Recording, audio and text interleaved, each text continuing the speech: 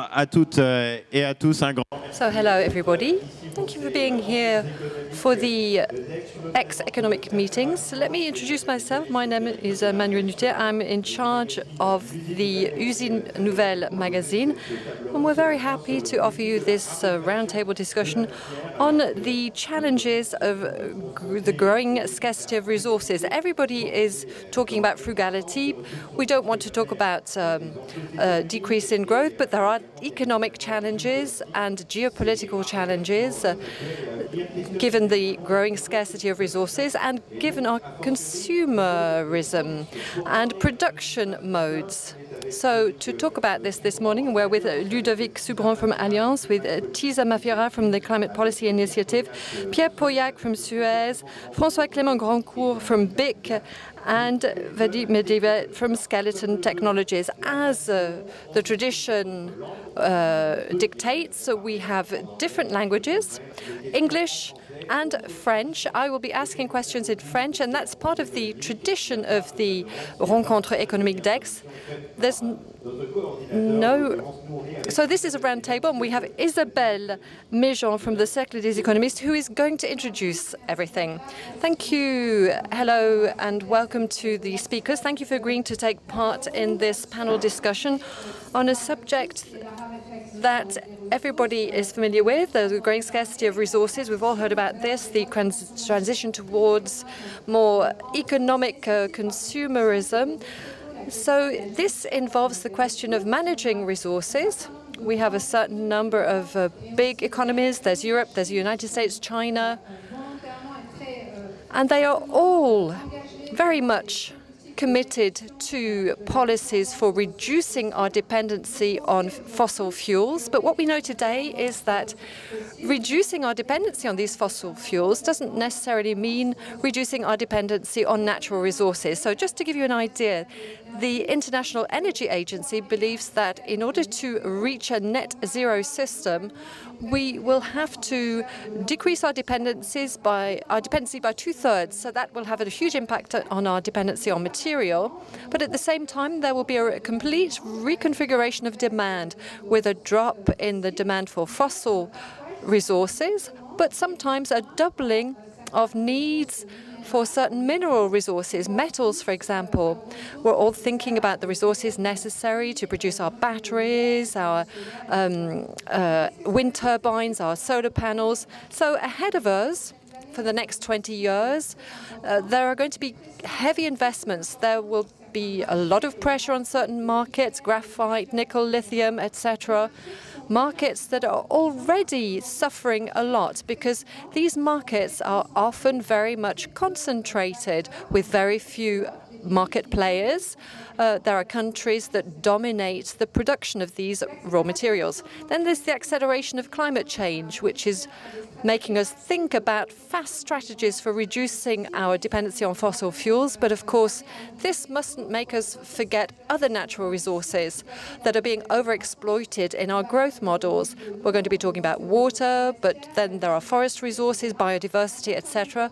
A certain number of resources are already experiencing conflicts of use between sectors or people. So in this panel, we want to talk about all of these different challenges, not just the general observation, but we want to think concretely about solutions and the way we can think about a growth model that is more economic in terms of materials. And of course, this requires technological choices. We'll talk about those, but also it means having certain industrial policies. It means the circular economy in production, how to produce more with fewer materials or materials that are recycled, and how do we manage waste. So we'll start straight away. Thank you for being with us. Thank you very much, Isabelle. So that really does set the scene. Ludovic Subran, we'll continue with you. Let's talk about what Isabelle has just explained. When we prepared this panel discussion, you said to me that the economy, it's about managing rare resources. What has really changed when it comes to materials then? Well, hello, everybody, first of all. So the economy, that's what it is. That's the aim. It's about managing rare resources. But as economists, we like to do this via prices. What's changed is that now there are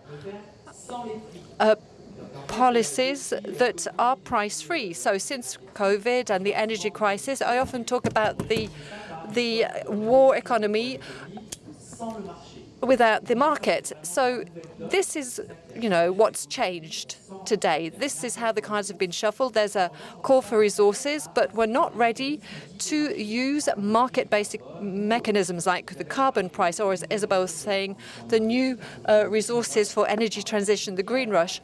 But we need to set up strategic stocks. We need to have strategic alliances. We need to have industrial policies. We need to have customs barriers. But we've kind of thrown out the economy with the bathwater, so to speak. All of that's very geopolitical. There's a new form of scarcity in resources, and lots of people have written about this. We talked about this with Emmanuel. Read the Hungarian economist Conway, who explains that the planned economy was the economy of shortage all the time and everywhere. So when you try and plan for things, and obviously this is a French reflex, Jancovicsien. In other words, to solve the problem of greening, you need sobriety. You're not allowed more 4 airplane tickets per life, and everything has to be nuclear. But we need to be less Jacobin, less in the hands of politicians. We often say that we've tried everything, but I think what we have to stop doing and saying today is making the management of scarcity a political subject alone. So there are 2 other things that have changed since 2020. So we could have information about scarcity in real time, but we're not using it. And I don't understand why. We could think that there are supply problems when it comes to containers, that there are needs for certain resources that are deep in the ground, that are less accessible, or they're in countries that are not our friends. And I find all of that difficult, but we can't cash in on the dividends of this data, which would be useful for the market. Today, we're not wondering about the scarcity of a ton of oil or a kilo of rice, because there's something called the market that really gives us things in real time, what's happening between supply and demand.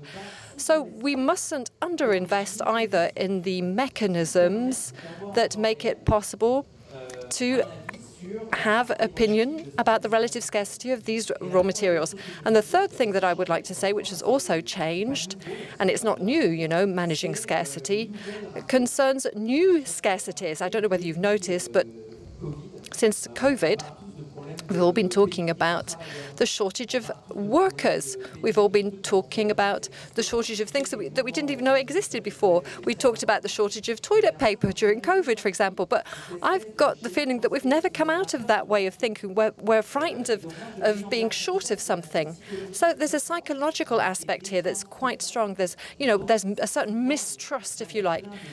So there are lots of academic articles that show this. There's micro-speculation, which amplifies these mechanisms focusing on scarcity. In 2007, when there was an increase in the price of rice by 400%, 2/3 of the increase of agricultural prices came from speculation, financial speculation or micro-speculation. I'm worried that in the future there's going to be no rice in the shops, and so I'm going to go and buy some extra kilos of it. And that's the big challenge with lithium graphite, graphene, etc. We have to find data, not give in to fear, and stop politicizing things before we've explored all of the different mechanisms so that we can discover more about the supply and demand. Now, you are from Indonesia, Tiza. Thank you for coming over to France. I think you arrived yesterday. You're very much invested in the questions of climate, especially plastic waste. You are at the head of the Climate Policy Initiative. Now, if some people don't know you, perhaps you could say a few words about the Climate Policy Initiative to begin with. Thank you very much for the opportunity to be here. I'm very honored. I lead a think tank called Climate Policy Initiative. It is a global think tank, but I lead the CPI office in Indonesia. I'm based in Jakarta. And it is a think tank that focuses on climate finance. Now, as I've worked here for 10 years, doing research, providing policy recommendations for government, I'm personally also invested in something else, which is activism. Because sometimes I get impatient with policy, sometimes I get impatient with research. And so personally, I've been on a crusade against single-use plastics as a plastic waste activist in my country that has pushed for legislations banning single-use plastic. So I come from a legal background. I'm very passionate about policy. And to me, plastics and the climate crisis is one and the same issue. People like to talk about it as, oh, this is waste, this is climate, this is pollution, this is emissions. I don't see it as different. Plastic comes from oil.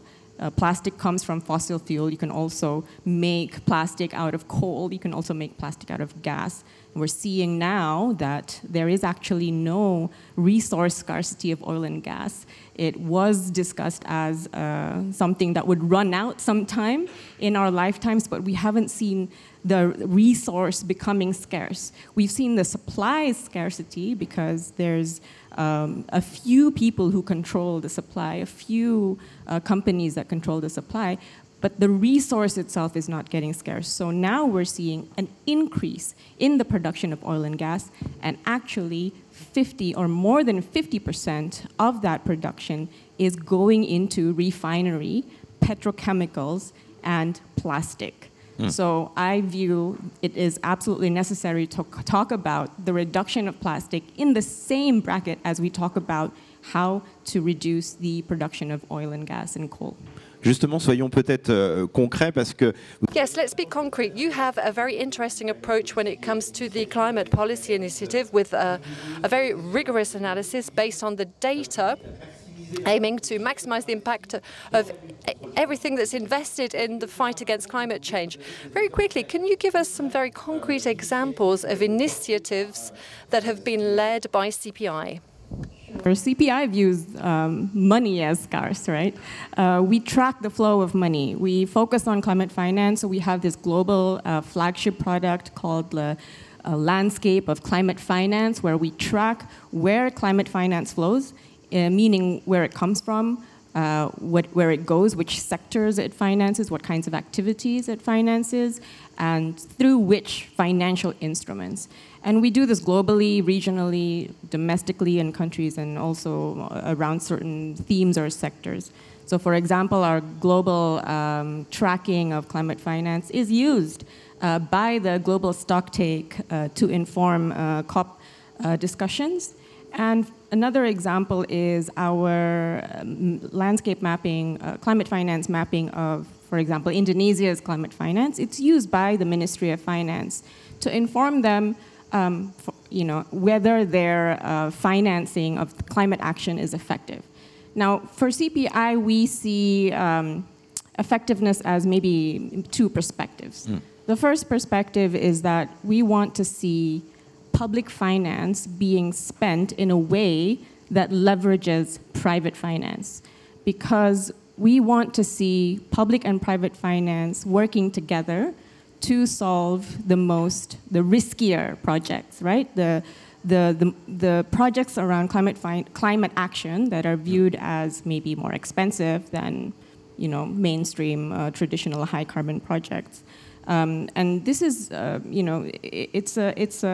it's a sign of market maturity for us, is where an economic sector thrives without much public support. So we're seeing some countries perform better on the public-private ratio of climate finance, but other countries performing not so well. So for Indonesia, most of the climate action is 70% coming from financing from the public sector, from the government, not from the private sector. So even renewables are mostly financed by state budget, which really is an indicator of how renewables is not seen as a mature market in Indonesia. So you absolutely have to fix that. You have to focus the public finance to de-risk renewables so that the private sector will feel more comfortable coming in, and down the line, the public sector can reduce its support of that sector.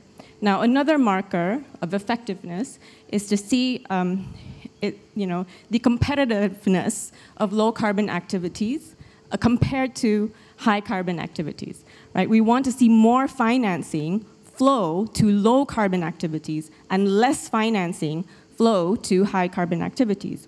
Now, we unfortunately haven't seen that happen yet. So based on our global annual climate finance tracking, the world has surpassed $1 trillion of annual climate finance, last year actually, but according to IMF, in the same year, in the same year that climate finance passed $1 trillion, fossil fuel subsidies passed $7 trillion, right, in direct and indirect subsidies. The same picture domestically in Indonesia. About 3% of our state budget goes to climate action. About 9% of our state budget goes to fossil fuel subsidies. So we're not, effectively spending on climate action unless when we're spending, we're not spending effectively on climate action if we're spending more on the direct competitor to climate action, right? So we're seeing these are important numbers to bring out, and these are important numbers for the policymakers to make better decisions on. Thanks. Pierre Pauillac, j'en viens à vous. Vous êtes l'un des patrons de Suez. Let me come back to Suez and Pierre Pauillac. You were here 10 years ago, and 10 years ago we thought that water was unlimited and perhaps it wasn't going to be costly, but the world has completely changed since then, and it's now one of the resources that has attracted so much interest over the past few years. Yes, 10 years ago I wouldn't have been invited because I wasn't in the position that I'm in today either. I think that everybody's understood now that energy is the subject when it comes to fighting against climate change. It's more recent. We understand that water is the big challenge when it comes to adapting to climate change. That was 5 years ago that we understood this. We weren't yet talking, in fact, about adapting to climate change, but awareness has been progressive, and it didn't take place at the same time in each country. In France, it was the drought in 2022. In Australia, it began 20 years ago with a different phenomena that took place there. There are some countries that haven't yet become aware. In France, because there are a lot of French people here, the prices have been reduced by 20%. And the awareness is really quite recent. But I think that it's concrete as well, and we've been seeing it for 2 years among elected officials, because the challenge of water, it's a local challenge, and the solutions are local. And I've got a portfolio. I can go through the different solutions, but we're not going to apply them everywhere, these solutions. So the good news is that there are solutions. Perhaps the bad news is that they may very well exist, but we're not going to escape migration phenomena between countries, but also migration within the same country, including in France. My conviction is that there are regions in France that are going to become industrially poor, where the populations are going to diminish, and there are other regions that will be welcoming these industries and these populations. Why? Well, because we can do whatever we want. We're not going to be deciding when, how, and where it's going to rain. So our action that concerns all of us, it's about conserving the resource by saving on it, and that's something that can be applied everywhere. So, for example, you keep your tap off or just don't use your tap. We're talking a lot about desalination, about recycling, but it's really going to depend on geographies. When you have no more water in your water table, you can't fill it up. When you've got no more sea, you can't take the salt out of it. If you're in Grenoble, you will always be able to recycle wastewater, but that wastewater will no longer be going in the river. So you'll be having an impact on the biodiversity. You will be having an impact on the downstream town that will be pumping from the river. So water is a challenge. It's not the heat, it's not energy, it's not raw materials. When I talk about adapting to climate change, it's really the challenge. And it's also a challenge that concerns sovereignty. We've been talking about sovereignty a lot. So it's a challenge, a sovereign challenge. We won't be reindustrializing a country that's threatened by a shortage of water. We've been talking about reindustrializing France now for a few years. So, and this will be from private investors. They may be French or foreign, but they will not invest if they cannot be guaranteed of a supply of water, and it has to be quality water. And we're seeing a certain number of elected officials, local elected officials, there are very few countries that can so that there are elected officials becoming aware of this, and they're trying to improve the attractiveness of their area by talking about the resource. So in France, I don't know whether we're behind, but I think probably we're among the last to become aware of the problem because we weren't facing the problem. So I think that now the world has understood water is a rare resource. It can't be expensive because it's vital. Cobalt is not vital. Lithium is not vital. Wheat is vital and water is vital. And our challenge, therefore, is to make sure that altogether we can continue to provide the population, to the farmers, to industrialists with water at a reasonable price. François Clément Grandcourt, you are in charge of the lighter division at BIC, and you're still world leader of that speciality. It's important to think about the scarcity of resources. For you, when we prepared this panel discussion, I discovered that there were 19 parts in a big lighter, but you said it's 35 for a Chinese lighter. And so you're also working and you're trying to limit the amount of material necessary. If we talk about scarcity, what are the main problems and risks from your point of view? Well, just to add to what's already been said, fire is vital. During COVID, many countries forbade us to stop the production or sale of lighters for a very simple reason, because they're used to cook. Even in developed countries, 50% of households have gas cookers.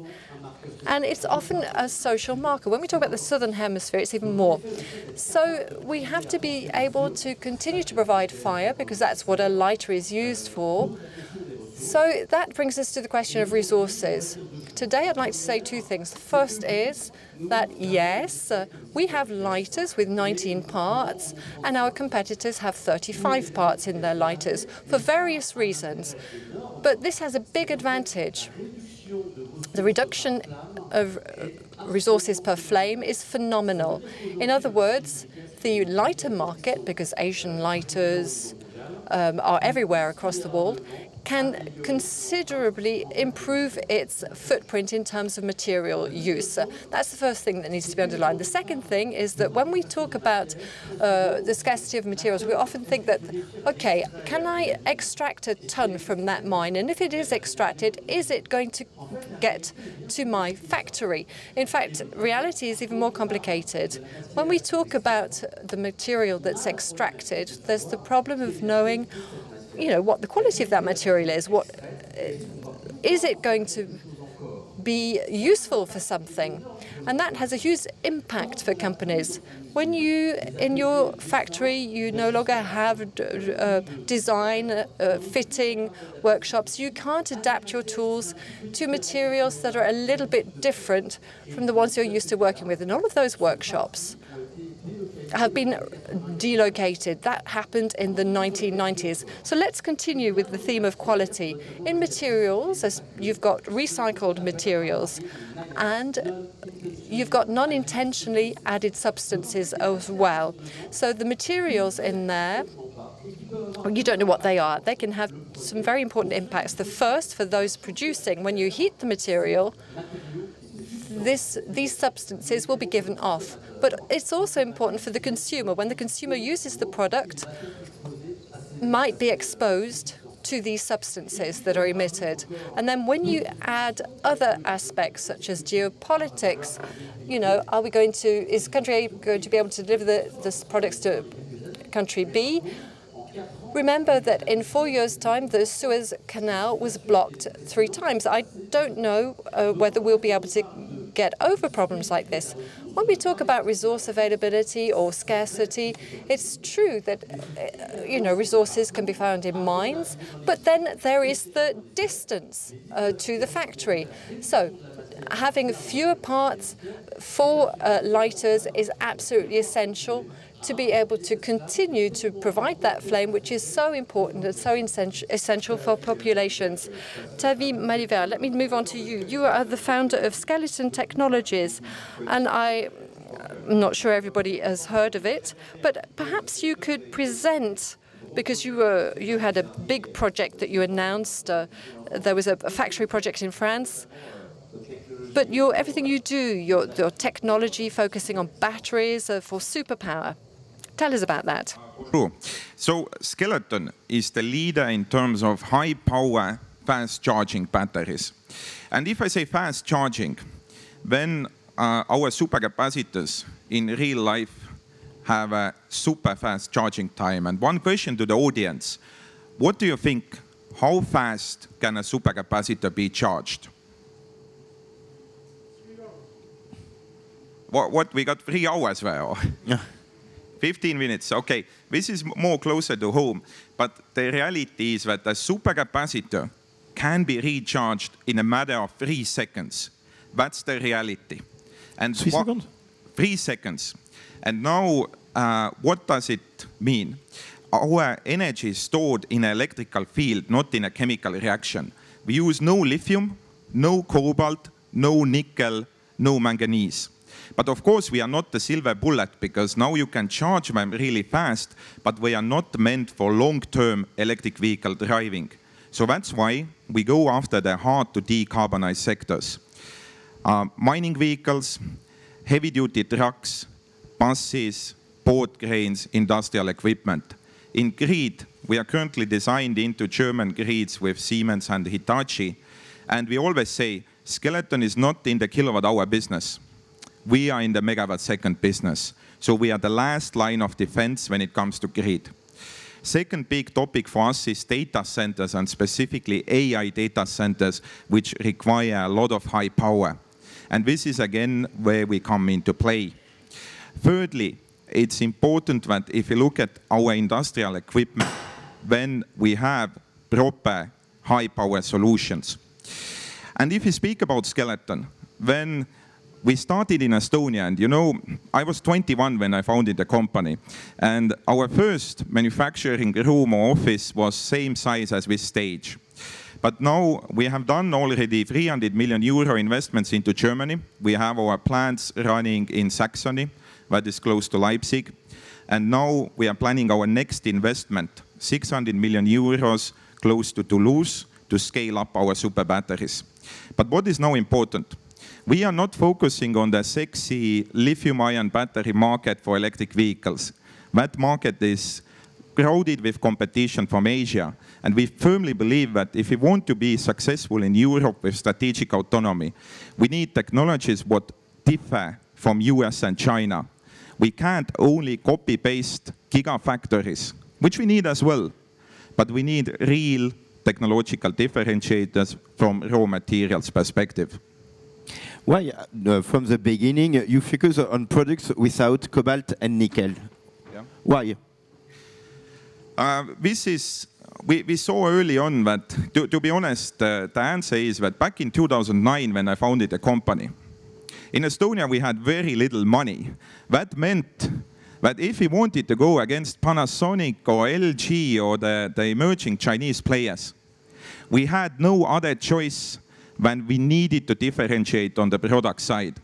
And you know, France played a key role in starting Skeleton, because our first customers were Thales Alenia Space and European Space Agency, who both understood that something that has higher power and higher reliability makes a lot of sense. And over the years, it's quite interesting that when I talk to customers just a few years ago, and you discuss the sustainability, the European value chain, to be honest, everybody said, Taavi, yeah, that's great to hear, but let's now discuss the pricing again. But now the things are changing, because we see also that with the battery raw materials, it's one thing is price stability over the long term, but other part is availability, because we see that batteries can become the new semiconductors. And this means that Europe needs to have this type of strategic supply. And I would emphasize one more thing. If you look at the industrial policy of US or China, then both of the countries, we are going after growth and heavy investments. And I don't think even the US presidential election will change that trend line. There will be industrial policy. But in Europe, we have less money. If you look at the total amount, Biden came in with a bazooka with Inflation Reduction Act of 700 billion. But in Europe, we have significantly less funding available. But that means we need to focus on the technologies which make us different. So again, our industrial strategy cannot only be copy-paste. And this is the reason for success of Skeleton.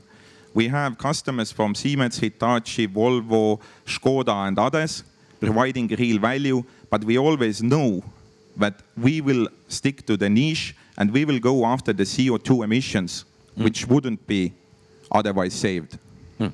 Ce qu'on vient d'entendre Ludovic Subran. Well, we just heard Ludovic Subran. It wonders about sovereignty. I liked your formula when we prepared this roundtable. You told me with this challenge of scarcity of resource, we're going to have to pick our friends.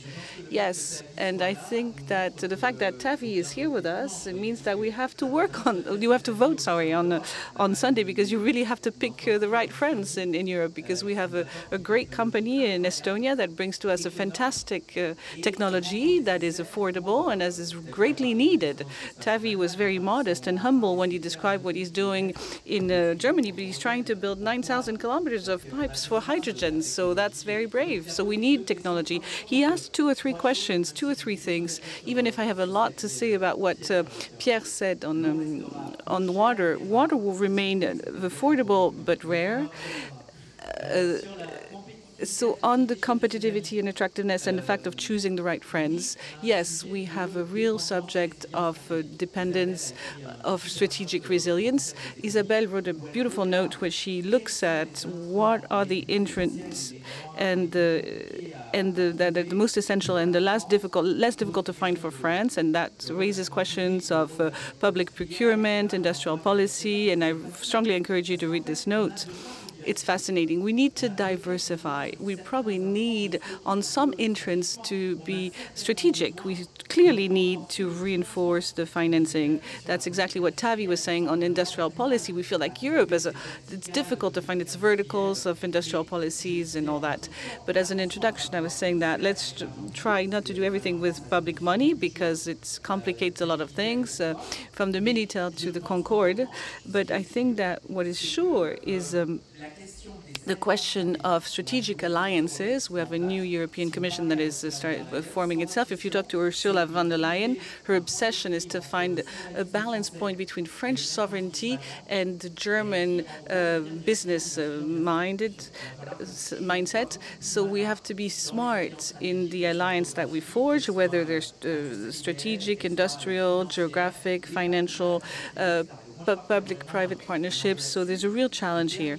And last point in how to pick the right friends when you think resources. I believe in Europe. I think it's the right level of scale to manage dependency that could be a vulnerability.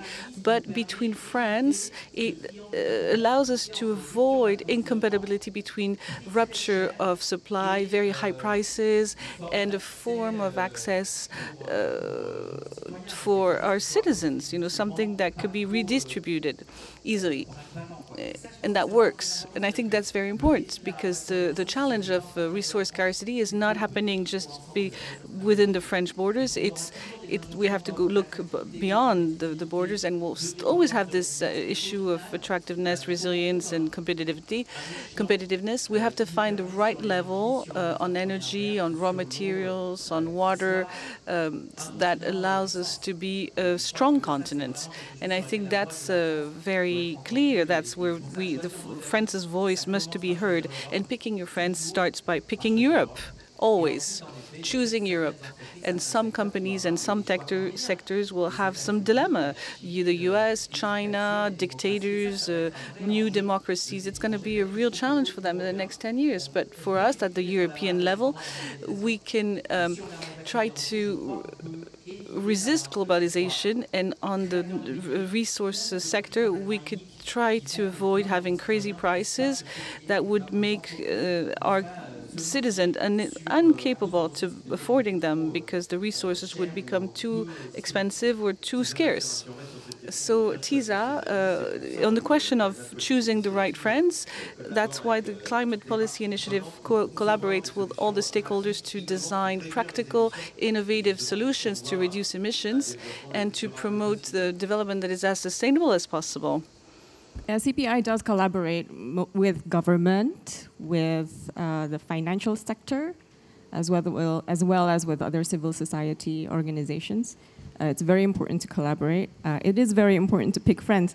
But I wish the best for the French elections on Sunday. The rest of the world have made their pick. Indonesia has just went through presidential elections. So for us, we no longer have the luxury of choice. We are now faced with the reality of who was picked. And in Indonesia, and a lot of the world is going through a similar process of picking, right? New leaders.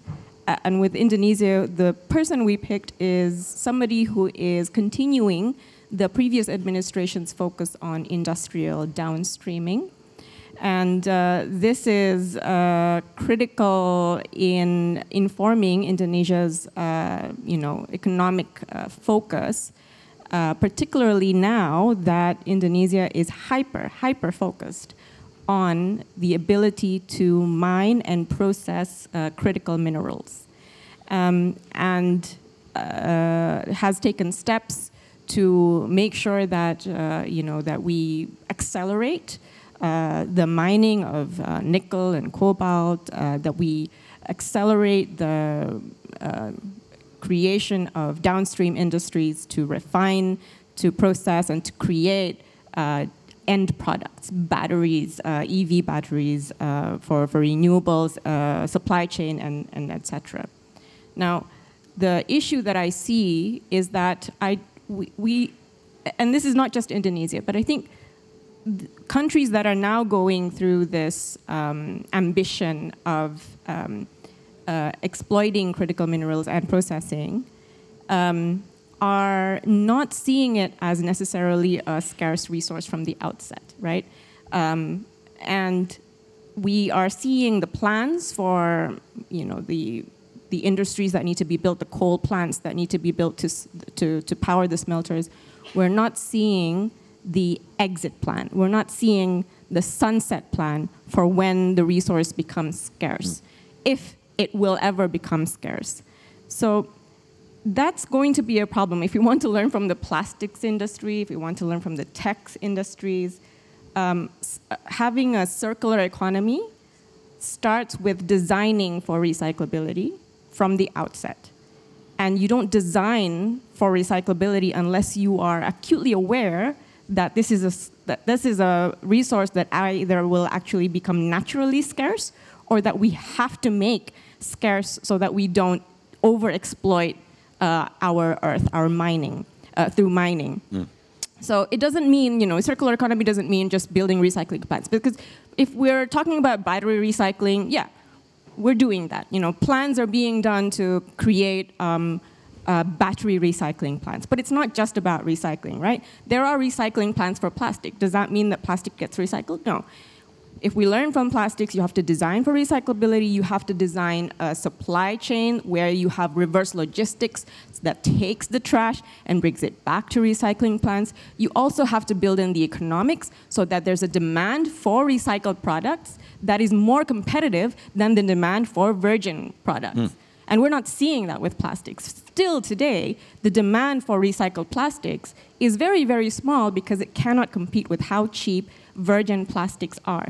If we had a scarcity of virgin plastics, if we had a scarcity of oil production leading to a scarcity in virgin plastics, maybe that would help the recycling industry. So let's not make the same mistake with critical minerals, right? Let's not make the same mistake with batteries.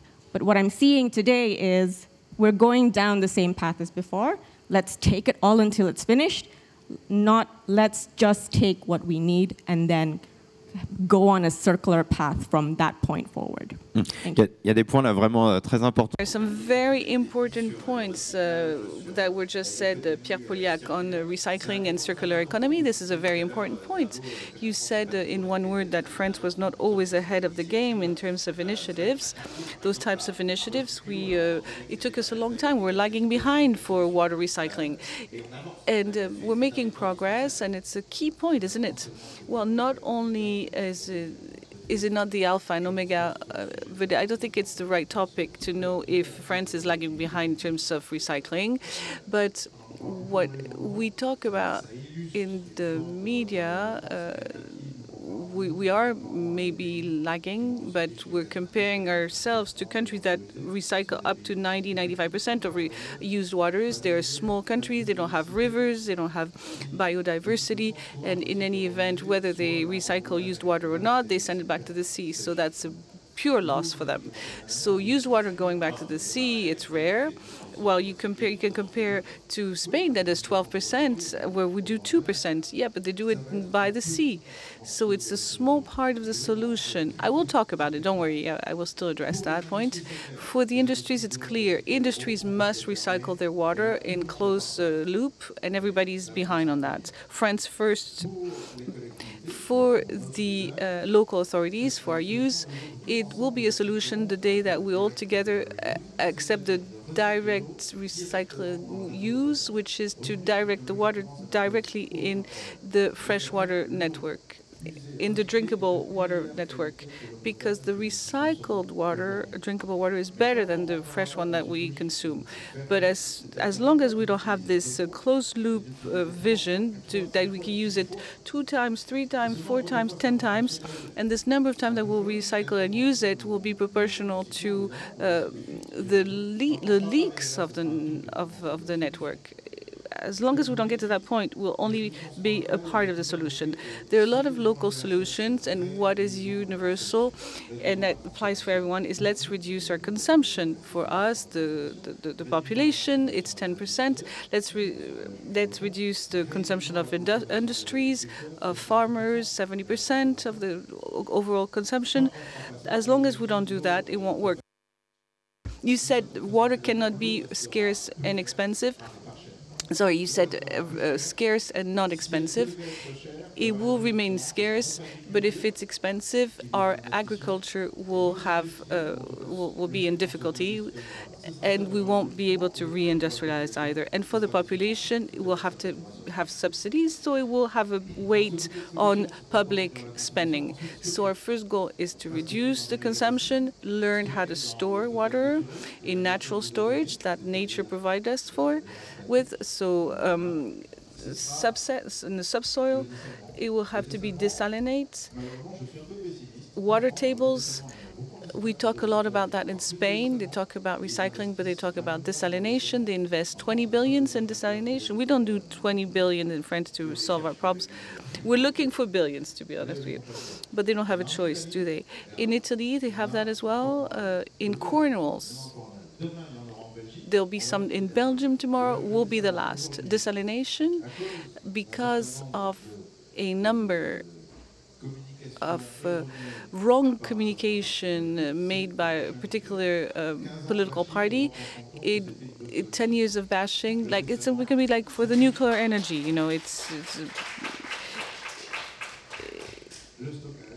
it was put down.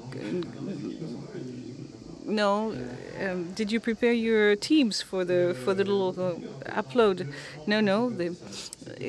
My main message is that we're lagging behind in the awareness that we need to have, that we need to change our approach towards water. We need to. What climate change is implying is a drop of the quantity, of course, of rainfall, and that's 15%. That's not that much because we only consume a very small percentage of the rainfall, but the rainfall are very heavy, and there could be some droughts. Even in the winter, so it's not spread out throughout the year. The rains are more localized. So one territory will be very wet, and the next one will be very dry. It becomes more and more unpredictable, and we build our water infrastructures on averages, and that's the problem. So we designed, and it worked. It was smart. That's what we've done for 200 years, and it was calculate on an averages. Now we have to think in terms of insurance, insuring ourselves in case for something that's going to happen every 5 years, or some of you maybe one every year or every 7 years, and that may seem expensive, but if you compare it to the fighting against climate change, it's nothing. We went from 6 billion to 13 billion in France every year. Well, 11 or 13, depending on sources, but they doubled it, in short. And this is not only to adapt to climate change, but it's to catch up with all our investment that we haven't done enough of. We haven't invested enough in the grid, in the electrical grid. It's in France, on average, you need 200 years with the current investments to renew the grid. Our friends from Pont-à-Mousson make some great products, but the average length is 80 years.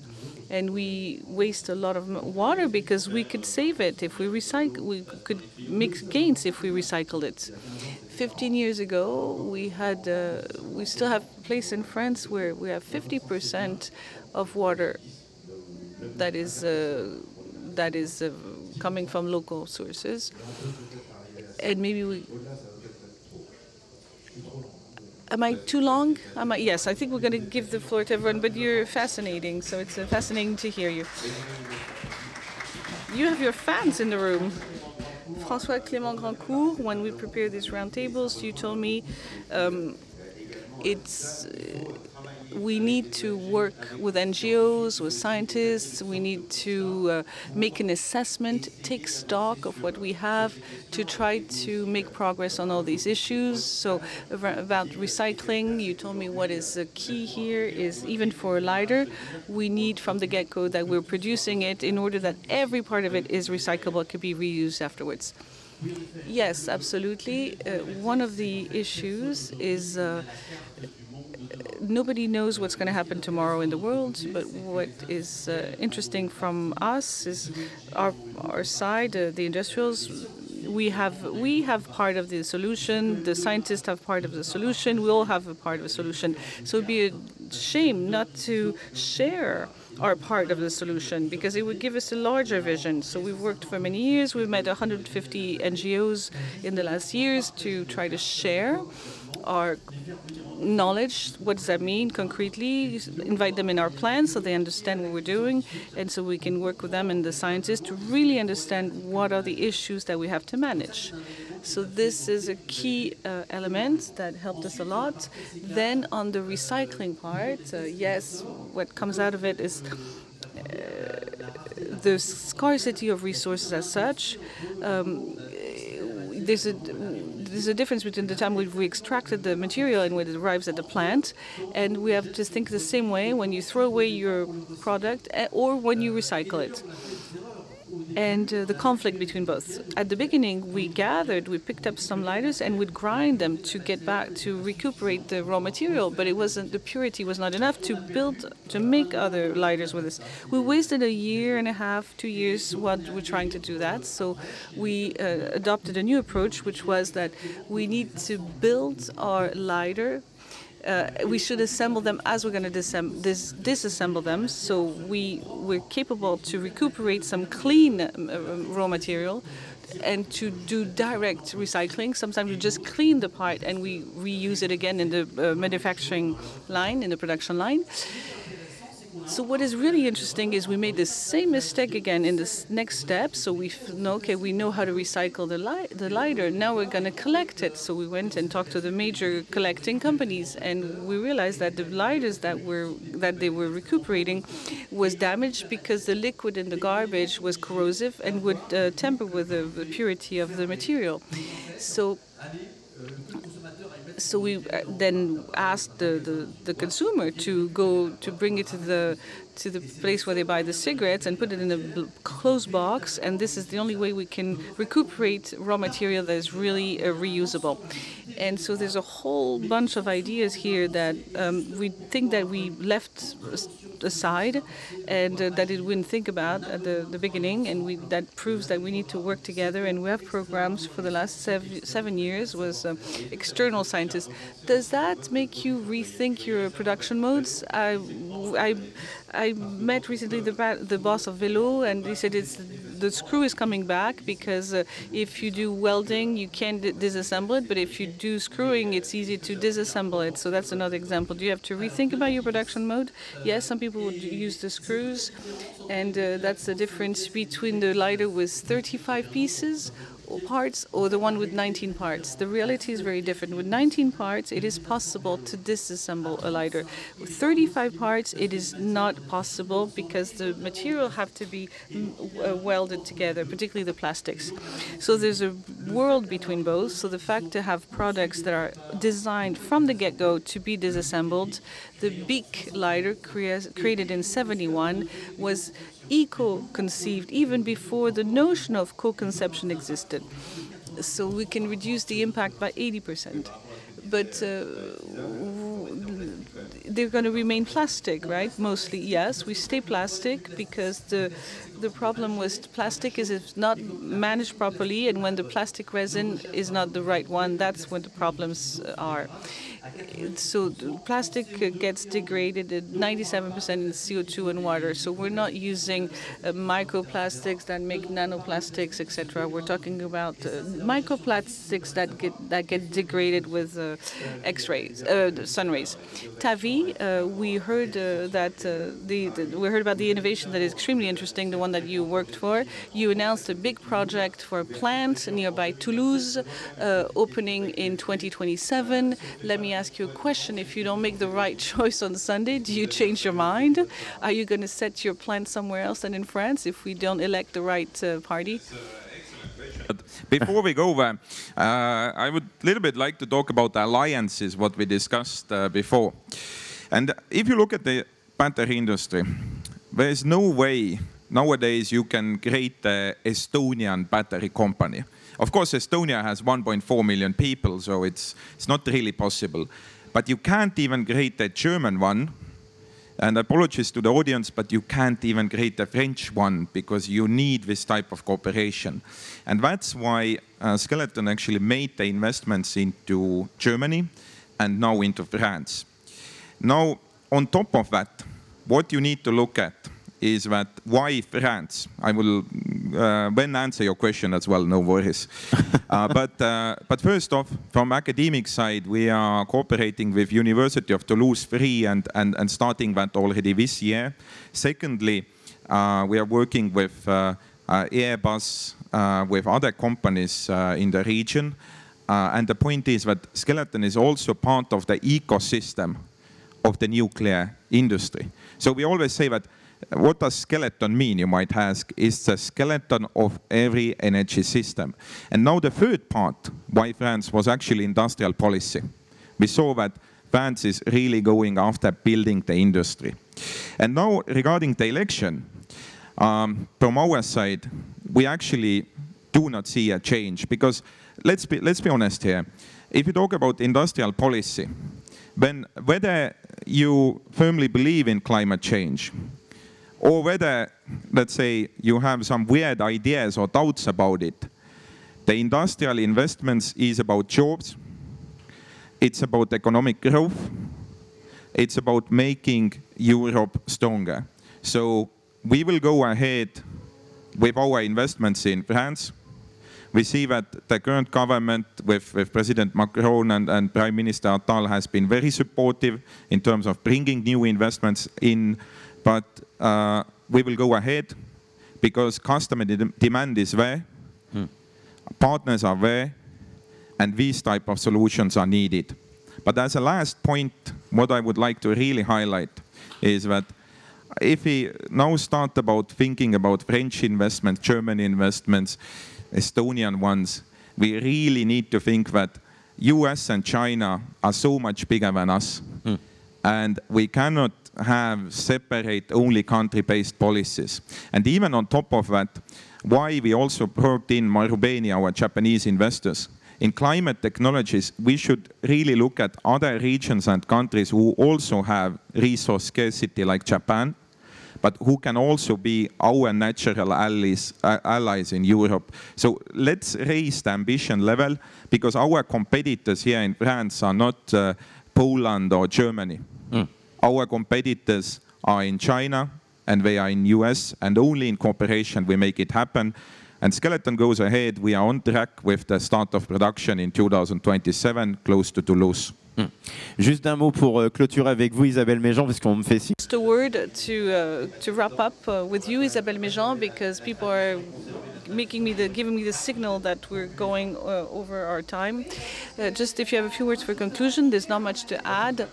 Well, we understand that we need Europe on all these issues. That's the reality. We need economy. We're not going to throw away economy with the bathwater. And we also need technological capacities, innovation, to learn how to manufacture and produce differently in a more frugal way, in raw materials. Thank you all. Thank you, Ludovic Laurent. Thank you, Pierre Toliac. Thank you, François Clément Grandcourt. And thank you, Tavi Madiberg. Thank you.